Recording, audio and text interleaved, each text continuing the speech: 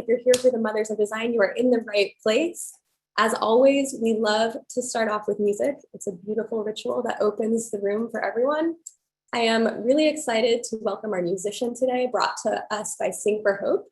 Ann Kittredge is an award-winning performer who has worked on and off Broadway and at major venues across the country. She is called the let me get this right, Story Songstress Supreme for her performances at intimate spaces like Feinstein's 54 Below and Birdland. She produced and hosted the critically acclaimed streaming program Virtual Shorts, which was inspired by the isolation of the pandemic and the eagerness to provide live collaborative performances, which I think everyone at Creative Mornings knows we're all about. So she's working on her next album right now, Reimagine. Everybody, please give some jazz hands for Ann Kittredge.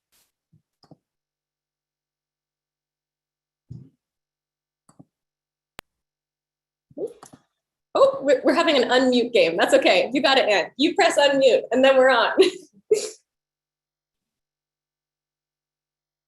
You're still muted. That's okay. Here we go. We're still muted. This is our virtual night. There we are. Yes, welcome Ann. Jazz hands for Ann. Wouldn't that be the thing? Like, you know, the singer can't be heard, like of all of us, like the singer. Sorry, guys. So, hey, everyone, I can't even tell you how thrilled I am to be here with you all. This is really, really exciting. When they asked me, I hope you love this song. It's from La La Land, and it's actually the opening number. Remember when they were all running around on the highway and singing and dancing? And I have a show called Movie Night, and we were looking at the show for something, and we realized that this song, nobody has heard the lyrics yet. I know you've seen the movie mostly, but you haven't heard the lyrics yet. Today you're going to hear the lyrics. We kind of did a little reimagining of the song, and I hope you enjoy it. I hope it inspires the whole event. Okay.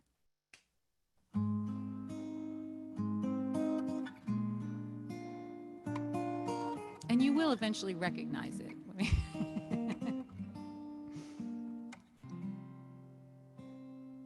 I think about that day I left him at a Greyhound station west of Santa Fe.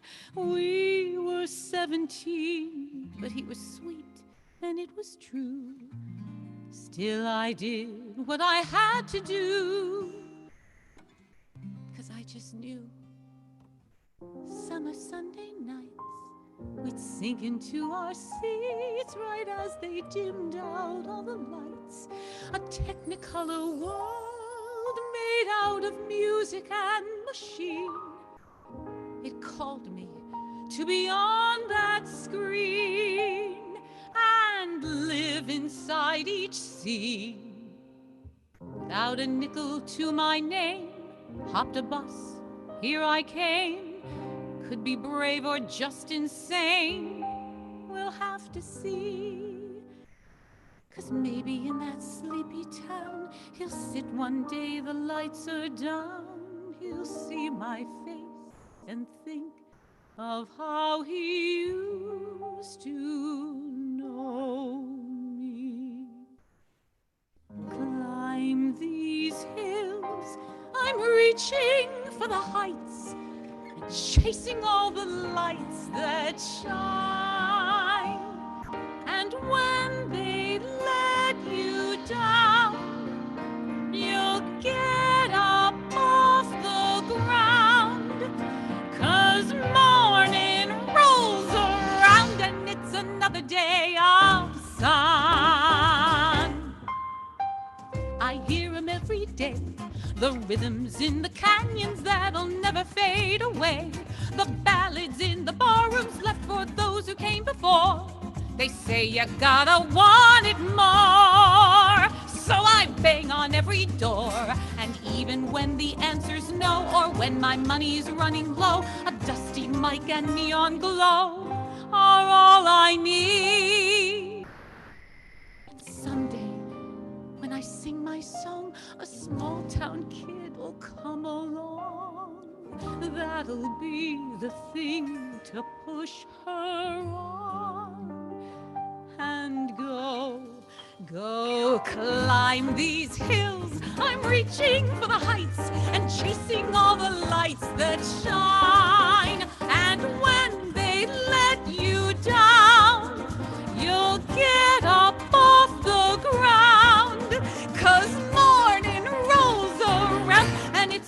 day of sun.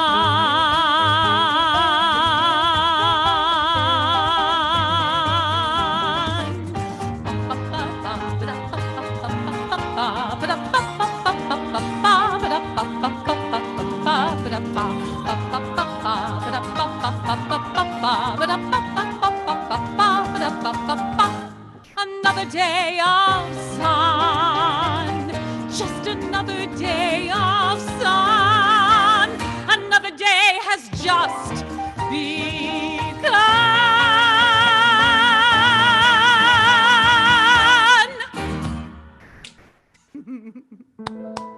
Oops, sorry. Thank you. Oh, no. This was so great that I got on the wrong slide. I'm so moved, I'm on the wrong slide. Oh, good morning. Oh my God, Anne, this was so wonderful. Oh my God, can everyone hear me? Yes, I for some reason lost the gallery view, but I assume you can hear me. Otherwise, you will tell me in the chat. Anne, that was wonderful. Anne came to us through our music partner, Sing for Hope, a magical New York City-based organization that I am personally very, very fond of. Their mission is to make the world a better place through the arts. And they recently launched Open Arts, where you can enjoy over 100 live performances each month from the brightest stars of Broadway, just like Anne, opera and the world's leading stages. It's incredibly impressive. There's a link in the chat. Please check it out. So thank you, Anne. You're wonderful. What an opening to our event today. Good morning, everyone. Good morning to everyone on Zoom and also to everyone tuning in on YouTube Live. My name is Tina Roth-Eisenberg. I'm the founder of Creative Mornings and your New York City chapter host. I am welcoming you today on the ancestral land of the Lenape people and recognize the significance of Brooklyn and New York City for Lenape people past and present. So thank you for joining us today. You all look lovely. I want to first give a shout out to Kanara Price for so generously signing our event today. We love you so much, Kanara. Thank you. And trying to stay true to Creative Mornings being the world's largest face-to-face community, I would like to invite you to turn on your camera if you haven't done so already. This is a kind and safe space, and we love seeing you in your surroundings. Pets, kids, and roommates are welcome too. So who's here for the first time? Make some noise in the chat. Raise your hand. Who's here for the first time? Give me some shout outs in the chat if you can. Welcome. Oh, it makes me always so happy to have newcomers at our events. For all of you who are new to Creative Mornings, did you know that Creative Mornings events happen all over the world in 223 cities and 67 countries every month? And they're entirely run by volunteers. All our hosts have gone through a rigorous host application process to then become the ambassadors for Creative Mornings in their respective cities and assemble their own volunteer team. And one of these wonderful hosts is here with us today. Please give me some zoomy jazz hands and welcome Susana Juarez, calling in from Guadalajara, Mexico. Susana has been the host for 8 years straight, while also nurturing a full career, which spans from being a brand strategy consultant to university professor. We cannot say enough good things about Susana here at Creative Mornings HQ, and we know that she's a really big fan of all of our guests today. So we wanted to honor her by having her read our Creative Mornings manifesto. So Susana, please take it away. Thank you. Everyone is creative. A creative life requires bravery and action, honesty and hard work. We are here to support you, celebrate with you, and encourage you to make the things you love. We believe in the power of community. We believe in giving a damn. We believe in face-to-face connections, in learning from others, in jazz hands, virtual claps, and virtual snaps. We bring together people who are driven by passion and purpose, confident that they will inspire one another and inspire change in neighborhoods and cities around the world. Everyone is welcome. Thank you so much, Susana. Thank you for everything you do for your Guadalajara chapter and our organization at large. You are really wonderful.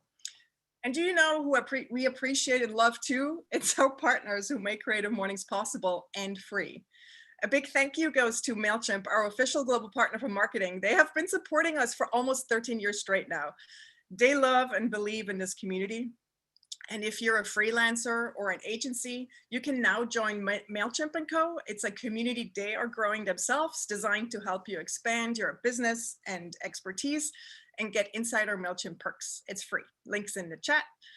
And another big thank you goes to our global partner Skillshare, which happens to be my favorite online learning platform.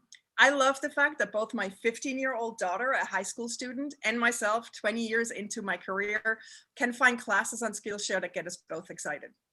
If you're familiar with Creative Mornings, you can't help but notice the overlaps that exist between our two communities. So many of our past speakers offer courses on Skillshare.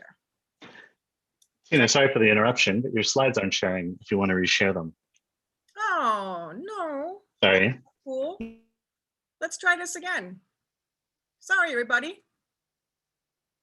Let's try this again. Share screen. There we go. Are we cool? Are we back?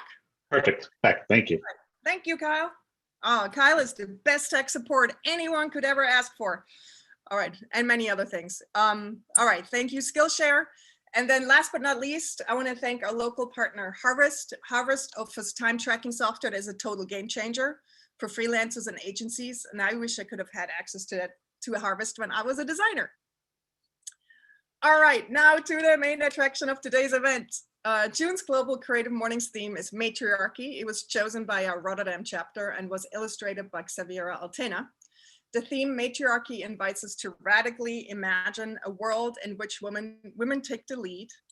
And I'm going to X out of my slides right now and introduce today's guests. I am so excited to welcome today's guests because, fun fact, I'm a trained graphic designer and ran a design studio when I started Creative Mornings. So today's event feels very personal, to be honest, and it feels a bit like we're honoring our Creative Mornings roots. So please allow me to introduce the mothers of design, Paula Scher, Gail Anderson, and Rebeca Méndez. And the cherry on top is that today's conversation will be facilitated by no other than Debbie Millman. Debbie asked me to briefly introduce our guests, so here goes. Please welcome Gail Anderson.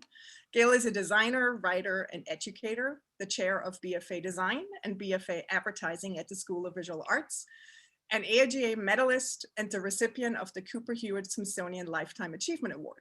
Fun fact, she's a member of the Citizens Stamp Advisory Committee for the U.S. Postal Service. Welcome, Gail. Hey, good to see everyone. Please help me welcome Rebeca Méndez. Rebeca is a Mexican and American artist and graphic designer. She's a professor and chair of UCLA's Design Media Arts Department. She's the founder and director of the Counterforce Lab and the only woman to win the 3 most significant awards in the field of design, the Cooper Hewitt National Design Award, the AIGA Medal, and one from the One Club Hall of Fame. Welcome, Rebeca. Hello, everyone. Give me some zoomy jazz hands for Paula Scher. Paula is a partner at Pentagram, New York City's most prestigious design firm. Paula has been the recipient of hundreds of industry honors, including the National Design Award and the AIGA Medal. In addition to her prolific graphic design career, she is also an established artist. When I asked her how she would introduce herself in 2 sentences, she said, "I'm a designer. I still like it." Welcome, Paula. And last but not least, I am honored to introduce my friend and the most generous human alive, Debbie Millman. Debbie really needs no introduction, especially in the Creative Mornings universe. She has graced our stage many times over. I often think of Debbie as Creative Mornings' fairy godmother. Debbie is a prolific writer, designer, educator, artist, brand consultant, and host of the OG of all podcasts, Design Matters. Debbie, take it from here, and please know I just love you so much. Oh, thank you, Tina. Thank you, thank you. Can we just have a moment for Tina in this Creative Mornings universe, because there is no one like Tina. She is the most radiant, luminous, generous person really on the planet. And everything she does is about bringing goodness to the world and community and spirit. And so thank you for including me in your universe, because it is just an honor and a pleasure to be here. Let's all give jazz hands for Tina. Okay, so this conversation today is a little bit different from the usual conversations that I have, in that because of the strength of the Creative Mornings community and the spirit, I thought, why not turn the focus on the community and hear about what they want to hear about? Because I've had the really distinct honor of talking to these three women before.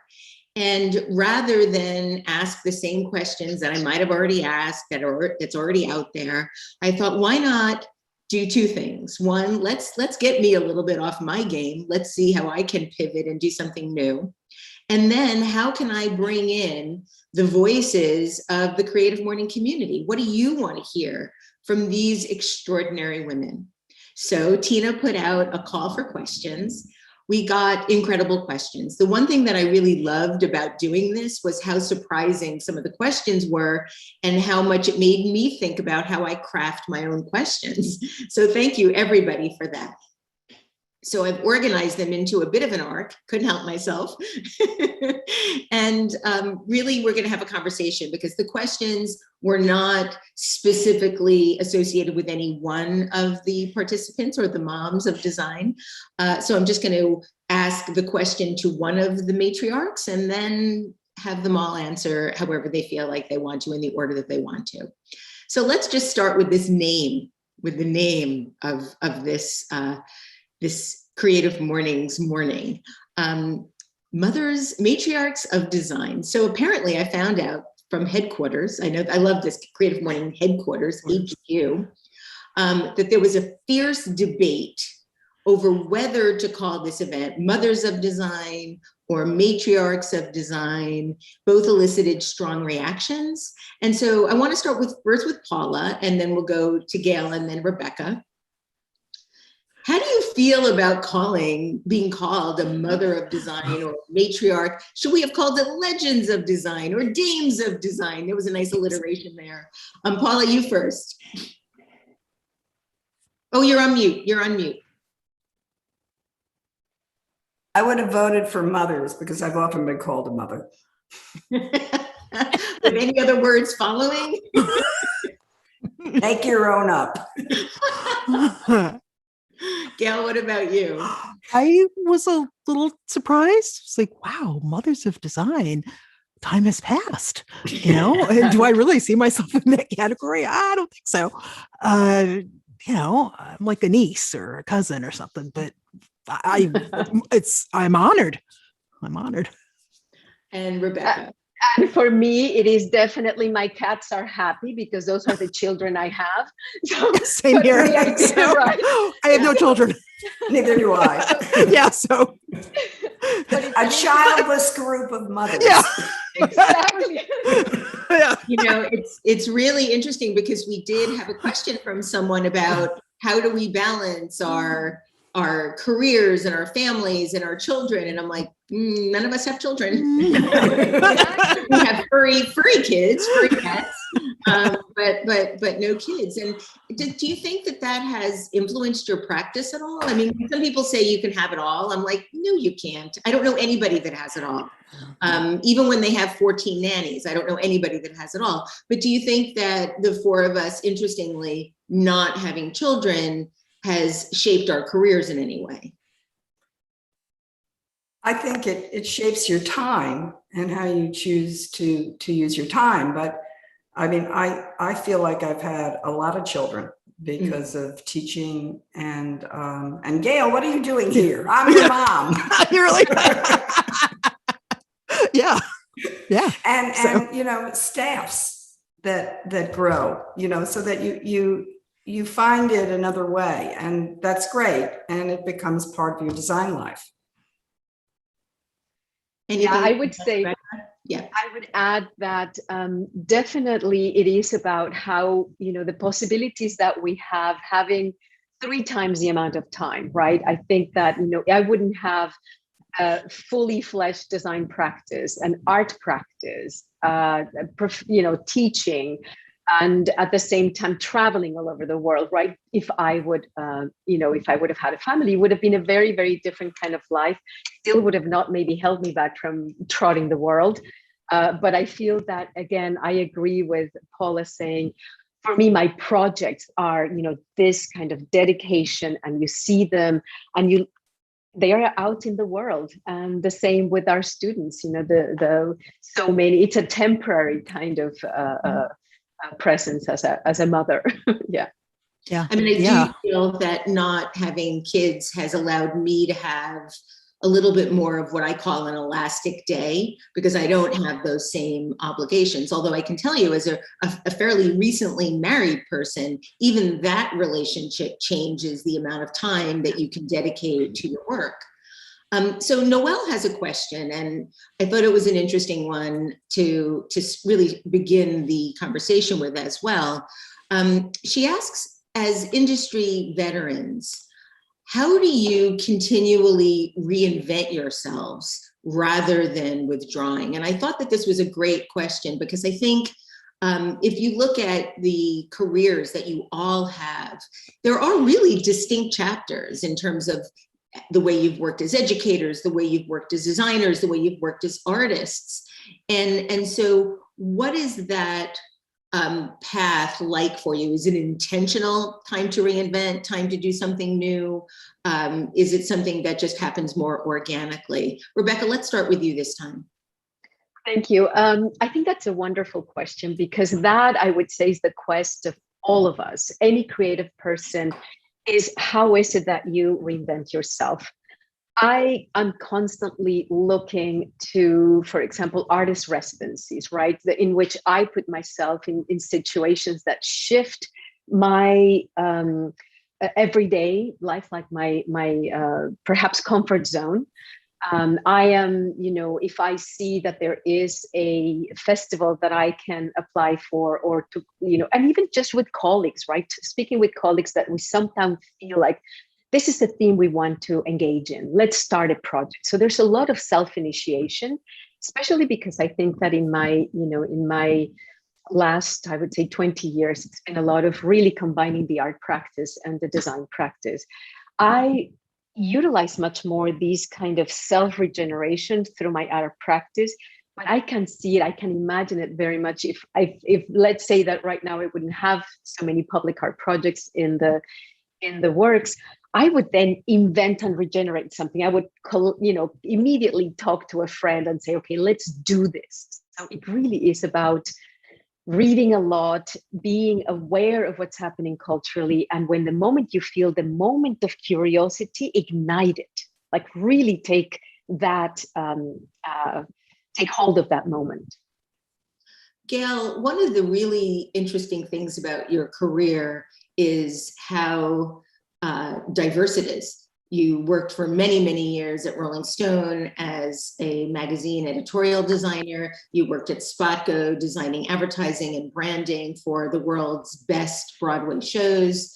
And now you are running the undergraduate design department at the School of Visual Arts, which is one of the biggest and most prestigious programs in the world. How have you been able to pivot in these sort of 3 really different types of careers?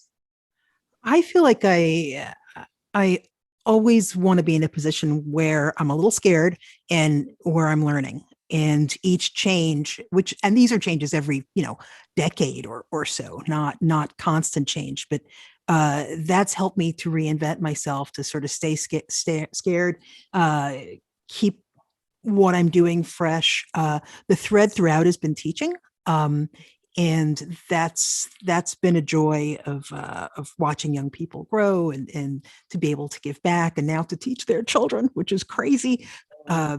Yeah. It's been about challenging myself over and over. So I do think that there's something really life affirming about teaching, which is why even though I run a graduate program, I still teach 1 class a semester in the undergrad department, because I feel like that's where I am able to find my superpowers of understanding today's young designers. I like that. I like that. Find my superpowers. To the kids. But I do feel like that is a critical sort of commonality that we all share.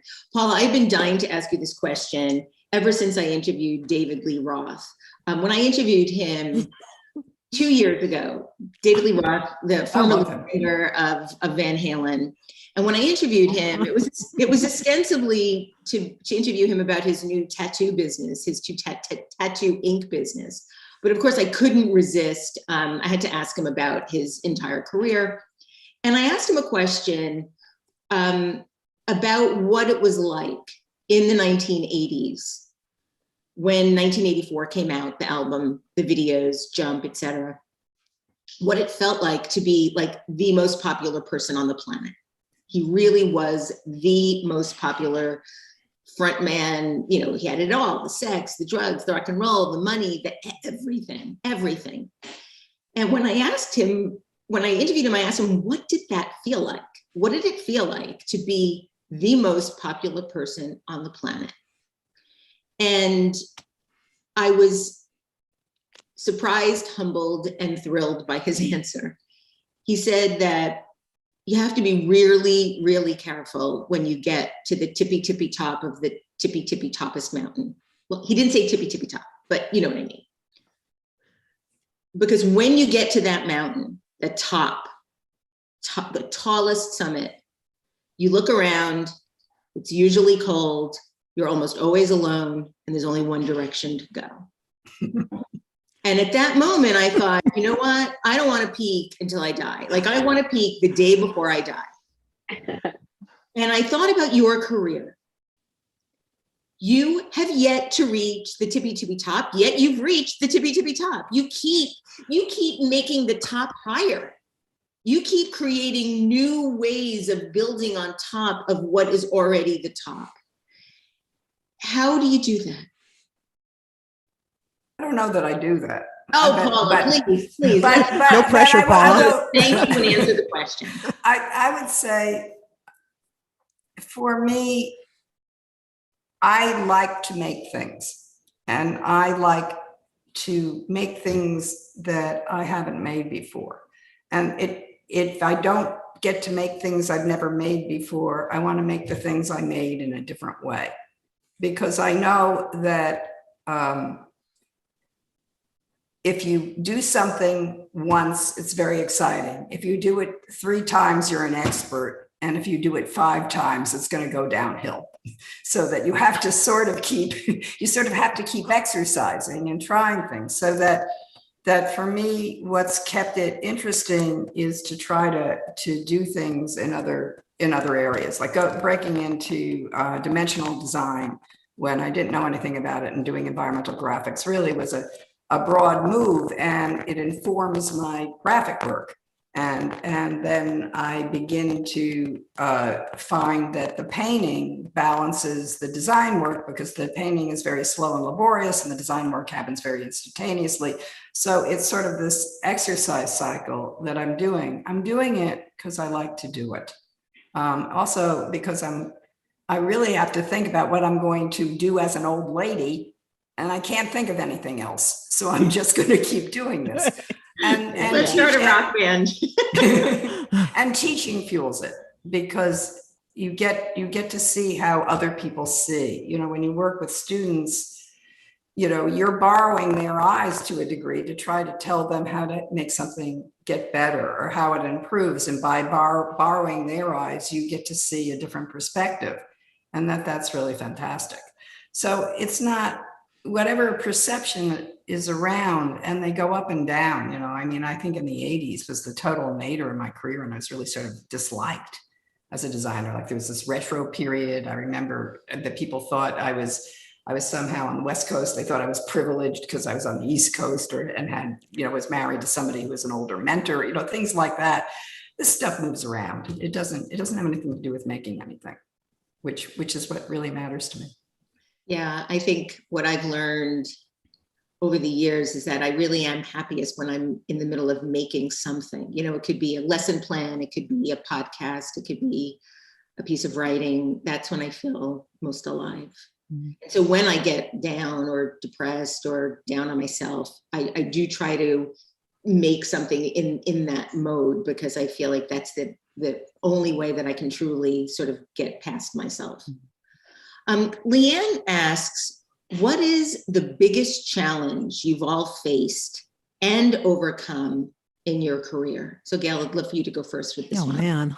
I know. I told you, these are big questions. That's a big question. That's a big question. I think, and this is something I talked about at a talk that I did at Pentagram a couple months ago that really got me thinking of the challenges, feeling like I'm never enough, that what I feel like as a person of color, I've got to do 10 times more. I've got to work 10 times harder. And anything that I'm given, why did I get that? Is it just because? It's been getting past the just because, getting past the why me. And it's an ongoing battle for sure. But that's always in the back of your mind. And you're always wondering if you've been given something, especially right now when that's on everyone's mind. So that's been the biggest ongoing hurdle that's gotten a bit easier as I've gotten older, more than likely. Rebecca, what about you?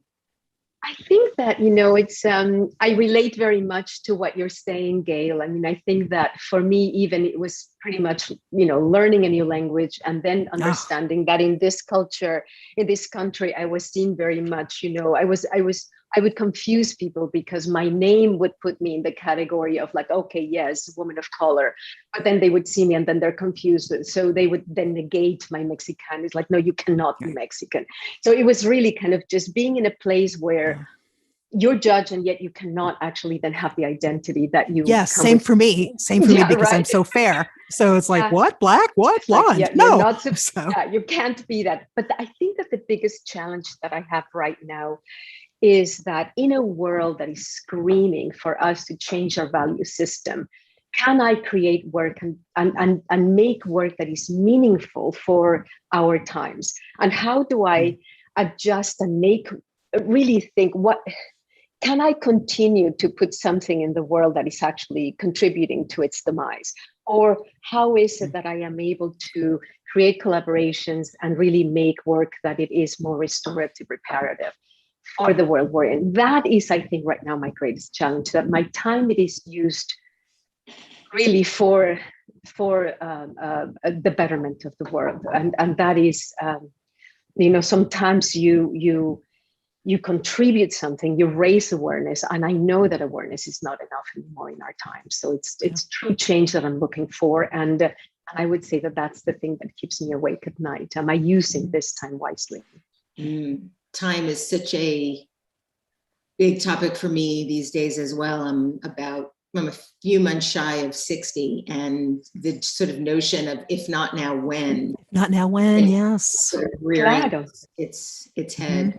Paula, and that's.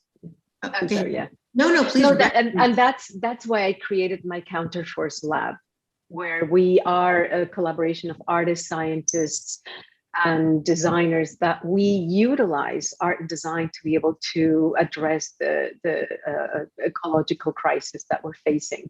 So that just kind of like really propelled me to figure out a way to really, really just focus much more on actionable projects that address the climate change and ecological crisis. Yeah, thank you for doing that. Paul, I want to ask you that question and the next question so that Rebecca and Gail have time to think about the answer for the next question. So I'll repeat Noel's question, which is, Leanne's question. What is the biggest challenge you faced and overcome in your design career? And then part 2 from Tina, what do you wish you would have learned sooner?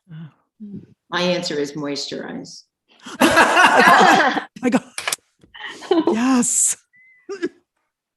I think the biggest challenge for me has always been the recurring challenge of someone's expectations of me in first meeting me. If they don't know anything about me, that's all based on being a woman, being small, looking not terribly impressive as a presence in a room. For example, in all my time leading a meeting, if there were a group of people who walked into a room with me, I would not be able to be heard until I got everybody to sit down, because it equalized height. And that I would find that I would often feel passed over, and I'm amazed at how much still happens. And it really depends upon the group.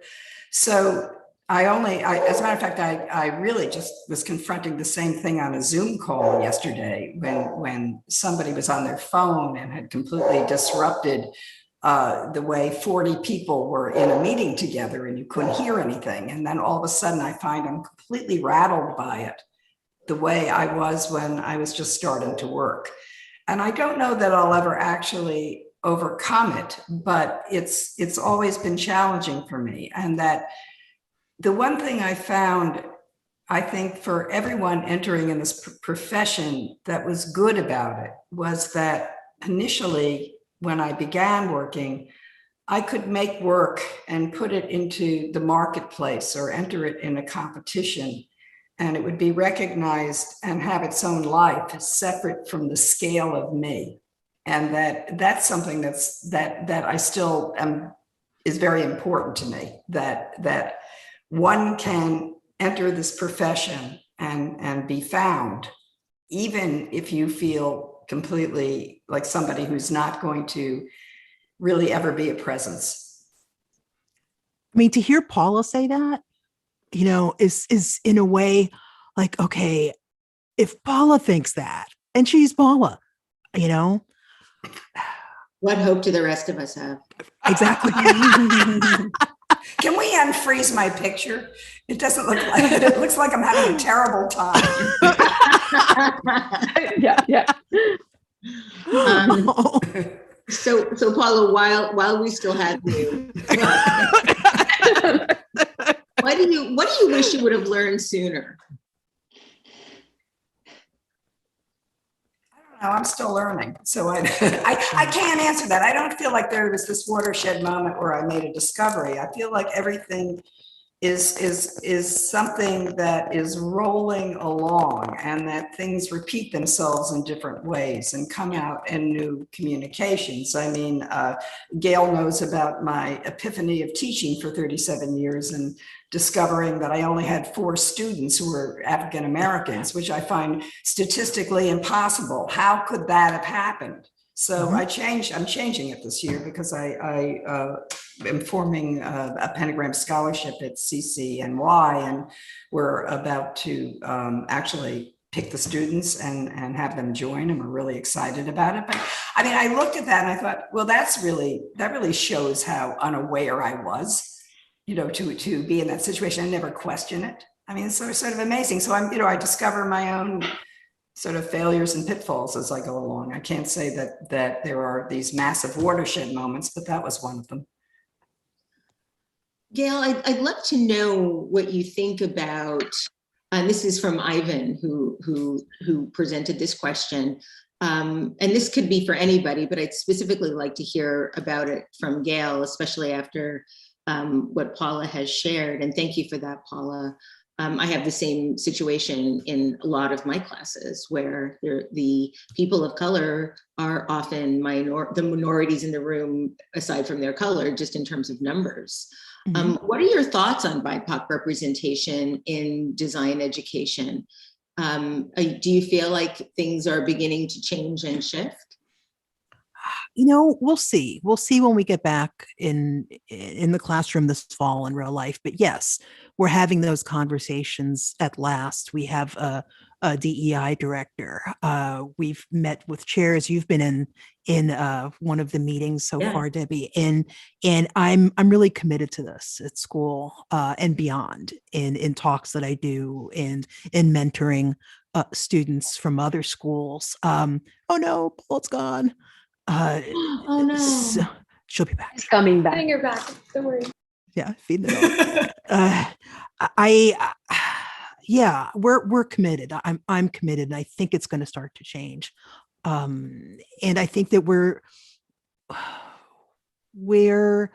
being really honest with ourselves as to where we are and how, what Paula said, how she can only have had a handful of students, how in my 30 years of teaching, I've only taught a handful as well.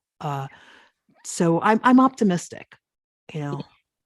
Good. I really am excited about what's happening at SVA, and really hope that that could ultimately be an example of what should be done. Before And we you move know on- what?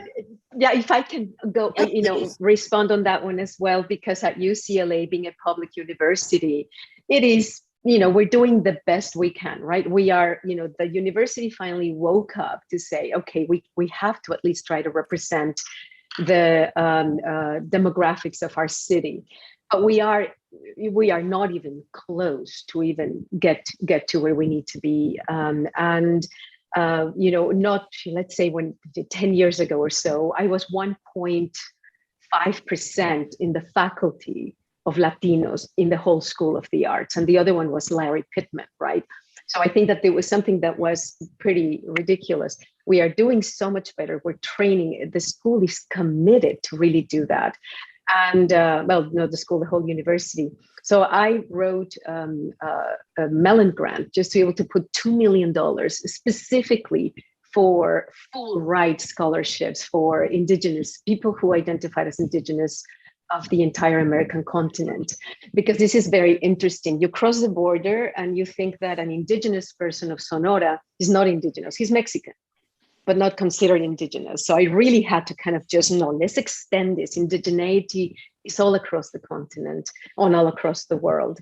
So now, of course, you know, I didn't get, unfortunately, didn't get the grant, but we created a root scholarship specifically for that. And everyone here, please know that you can apply to this scholarship, that it is anyone identifying as Indigenous from the entire continent. And it's, you know, we do small steps, but we are really at degree number one or number one of 100 that we need to get to. So we have a huge amount of work to do.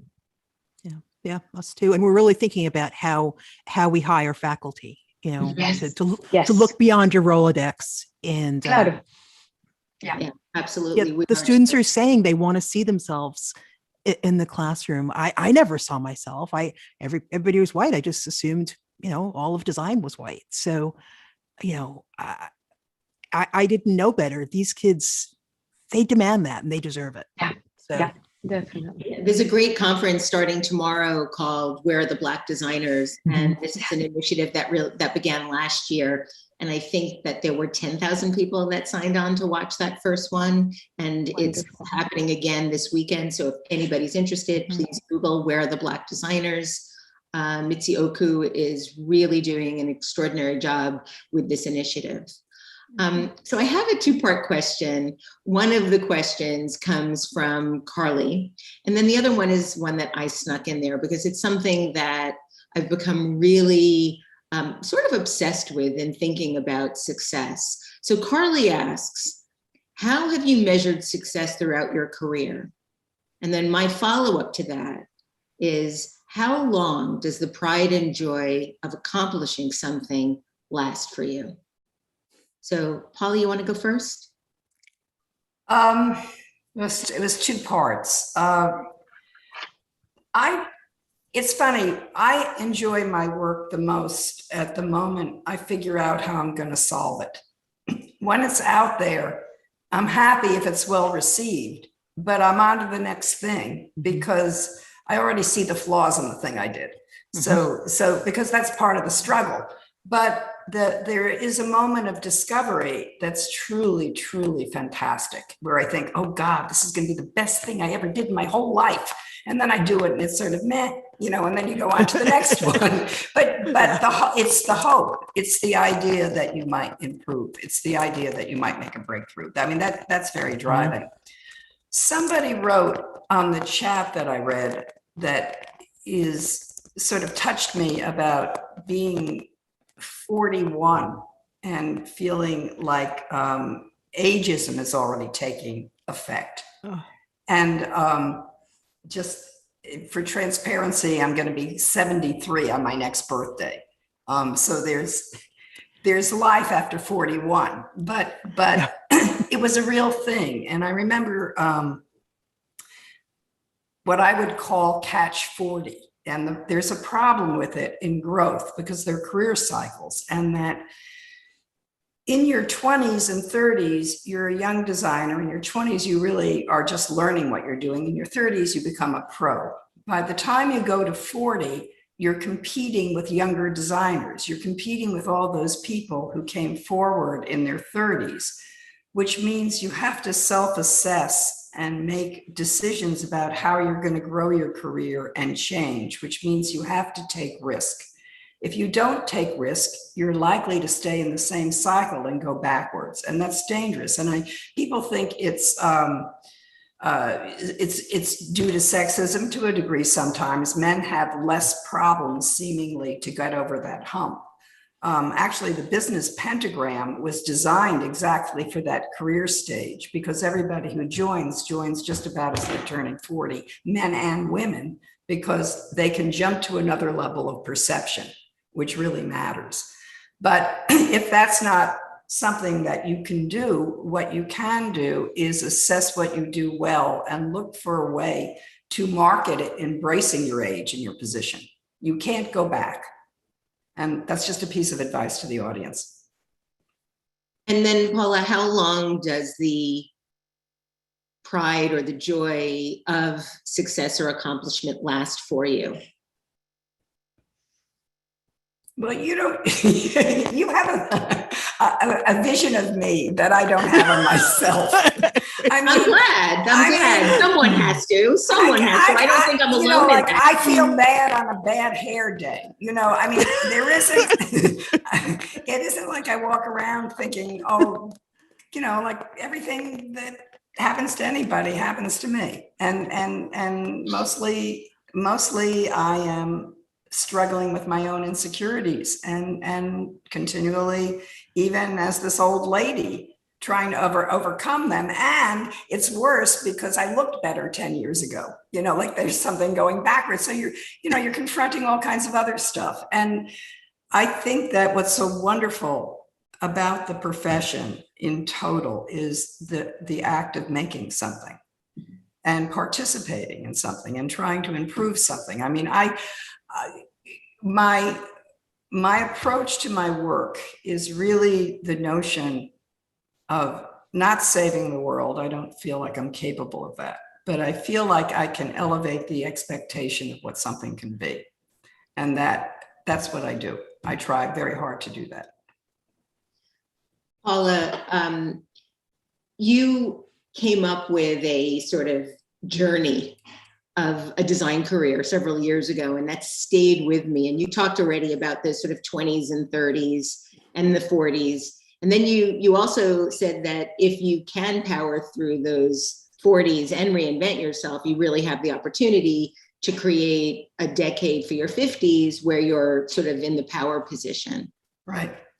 And I was really looking forward to my 50s for that reason. I'm like, maybe now it'll happen. But I do have to say that you then stated, and this has also been haunting me, that the 60s you sort of become irrelevant, because I don't think that that's happened for you at all. And as I'm about to 60, no, wait, hold on. Whoa, I know the three of us are pushing 60. So please share. Listen, the 60s are not the 60s. 66 is the 60s. In other words, the 60s everything sort of moved up. Like I think at 70, I sort of was still 62, but I aged very fast in the past. Okay. No, the thing about the 50s is really not about the age of being 50 versus being 60. It's the reason that the 50s are your decade of probably the most influence and power is because all the people you knew and grew up with and worked with before are also in their 50s, and they've gotten into positions of power and they can work with you. And that's actually what's going on. So when you get to that level, you have those opportunities that seemed elusive in your 40s. And it's an interesting cycle when you confront it. I've seen it for me. I see it for my partners as they move up. Yeah. It's amazing. It's amazing. It really is a life cycle. I think that your 20s are rough, and you know, I always said like the 70s, 80s are essentially life achievement awards and death. You know, you're sort of going down into that spin. But when you know it, when you start to understand that there are cycles of things that you not true for everybody, obviously, but there are these moments that you have to look at your condition and see how you make change that's going to help you keep going. And that's really, you know, your analysis of it, your ability to deal with it, you know, get help if you need it. It's very important, because nothing is luck. I mean, there really is some sort of basic understanding and self-criticism that is really helpful. Luck is, I think, really an equation made up of hard work and opportunity. Right. And your collaborations, right? I mean, I think that you're definitely talking about what's important, Paula, what you're saying as well is that, you know, what you're talking about the 50s is because you've maintained a good collaborative cohort, right? So that you know that you're connected. And I feel that is something that as we, you know, age, as we move in our career, our collaborations expand, right? And I think that even go beyond our field. I think that when the question around the idea of success is, you know, you might have a certain kind of success within your very narrow field that, you know, because our field is very tiny and you might feel that you are at the top. I think that when you were talking, Debbie, that you're like, yes, at the very peak, but as long as you look out the window and you just see that you're standing in a pin. That's right. That's right. That everything else is around. So I feel that to me is like the success so much is, you know, the question of what is success in the 21st century for humanity. I mean, I always try to think about it in a larger perspective of, indeed, I agree, a designer, an artist cannot change the world too much, right? We can influence, we can actually help people feel something and get engaged. And that is as much perhaps as we can do. And I think that, you know, I'm looking right now at this wonderful quote by Pauline Otter Roberts, who was the art historian at UCLA, dear friend, that says, it is even more important than the transmission of knowledge is a transmission of passion. And I do think that this is something that's going to keep you all the way to your 100-year-old, right? That because you are going to continue to find the projects and find ways in which you reinvent yourself through your own initiative, I think, and that of your collaborations.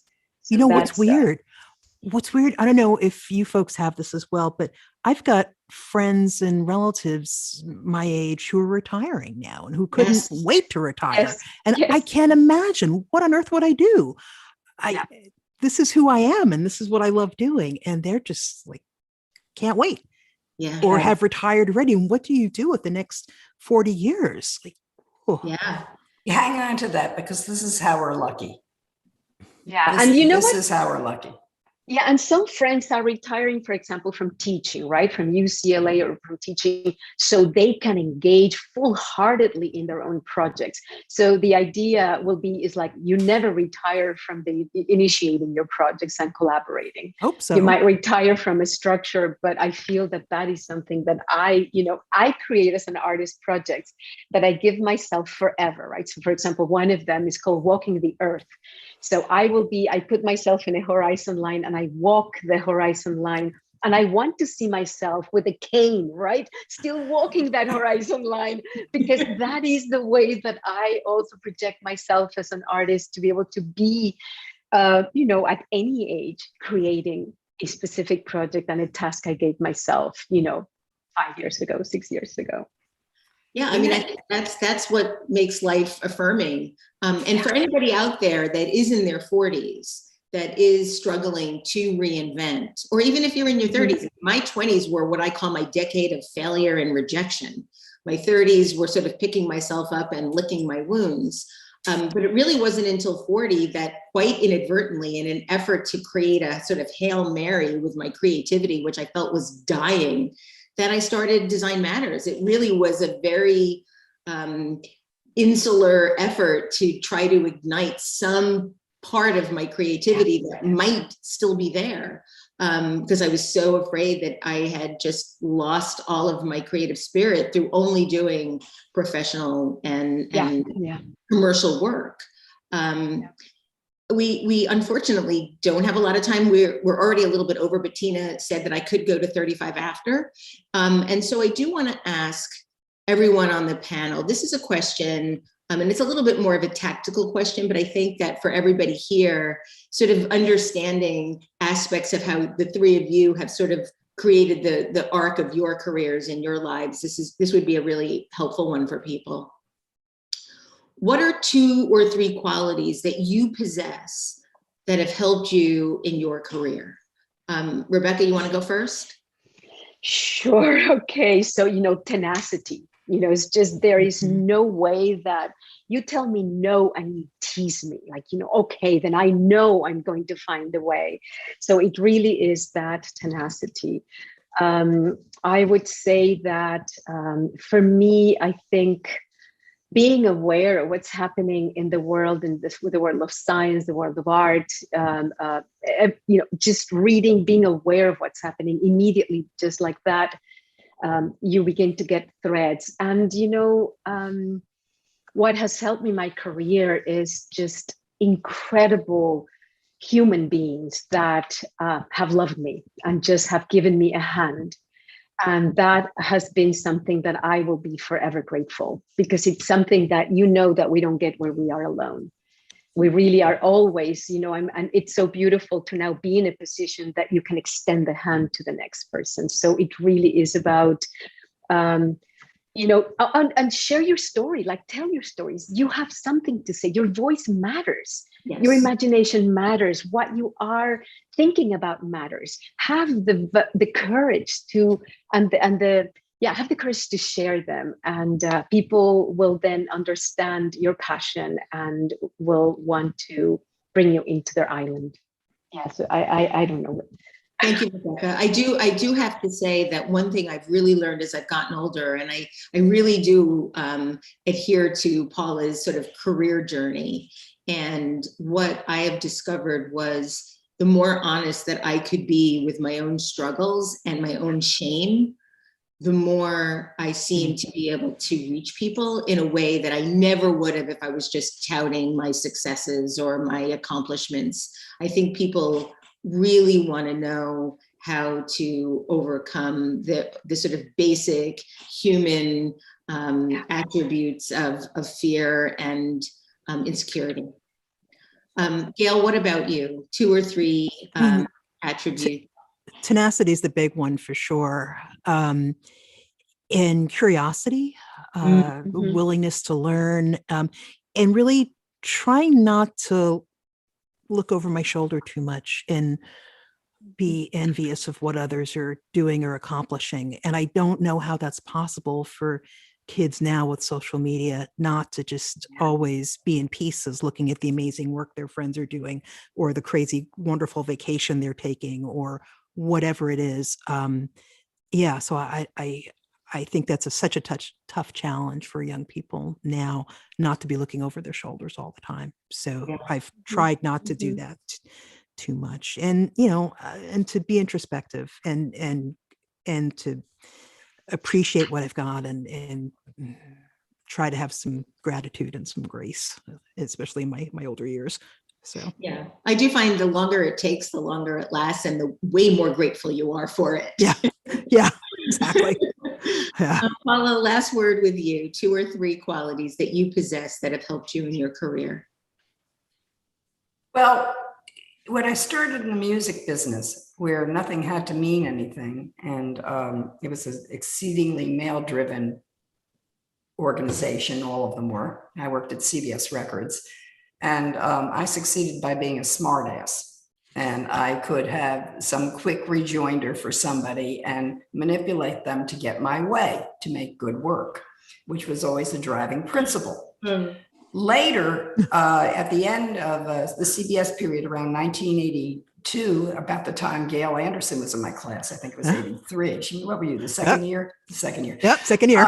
I found that having to explain to students how something worked was just a big breakthrough for me, because it meant I could teach clients how to see, that if you can do it with students, you can do it with other professional people that you're working with. And I found that to be a huge advantage always, in that everything has possibilities, and that very often people who are likely to be clients are actually fearful and pessimistic.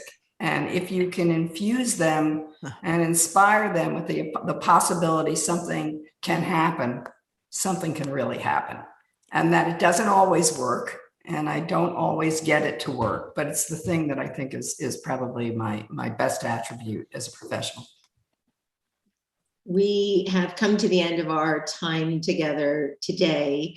I've seen in the chat that we've been being asked over and over and over again to do a part 2. Sorry, I wasn't able to get to the questions in the chat. I wasn't even able to get to all the questions that were submitted before we started. So hopefully we will be able to do this again. I just want to say thank you to my 3 friends, Gail Anderson, Rebeca Méndez, Paula Scher. You make the world a better place by the sheer virtue of being in it. It has been an absolute honor to speak with the 3 of you today, and eternal gratitude to Tina Roth Eisenberg and everyone at Creative Mornings, the entire staff at Creative Mornings, for creating this remarkable community and doing so much good in the world. Thank you so much. Yes, thank you, everyone. This was really fun. Debbie. This was great. Thank you. To be continued. Debbie, Paula, Gail, Rebecca, I mean, our chats are known to be love bombs, but today has really reached a new pinnacle. I mean, they're really begging you to do this again. I don't think they can just say it once. So I'm totally available. Oh my God, I must say, like, I'm someone who, I have something I call a full body yes. I have literally physical reactions when something like sort of opens my heart, and my body has been buzzing the whole time in this conversation. So I want to be really grateful. Like the multiple times people have said just how open and honest and vulnerable you've all been in this conversation. I don't take that for granted. So thank you all so much. Thank you. A few closing words. I want to quickly just do very quick a chat waterfall. What are you all taking away right now from this conversation? What is one thing that sticks with you? Let's just quickly put that in. Hope, love, energy, tenacity. I'm 41 and fabulous. Oh my God, it's going so fast. I can't keep up. Oh my God, it's incredible. Oh my God, we'll export this and we'll send this to you, to all the speakers. Oh my God, I'm so moved.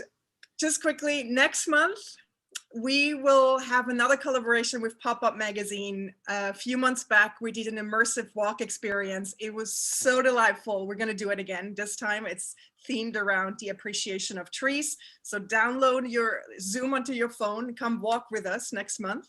Until then, please check out the upcoming events pages. Like, you can do all the events virtually. You can do our field trips. And as always, I would like to close with a quote. And today's is by Dr. Don Beck. It's not that we need to form new organizations. It's simply that we have to awaken to new ways of thinking. I believe it makes no sense to spend a lot of time attacking the current realities. It is time to create the new models that have in them the complexity that makes the older systems obsolete. Thank you for participating. Please be gentle with yourselves. Say hi to your neighbors. Pet a dog whenever you have the chance to. And as some of us emerge back into life that resembles a pre-pandemic world, I ask you to be intentional about the communities you nurture, start, or contribute to. We are grateful you made time and showed up for this community today. I thank all the speakers. Debbie, you're just wonderful. I love you so much. And now I hand it back to Alexa, who will make us dance out of today's event.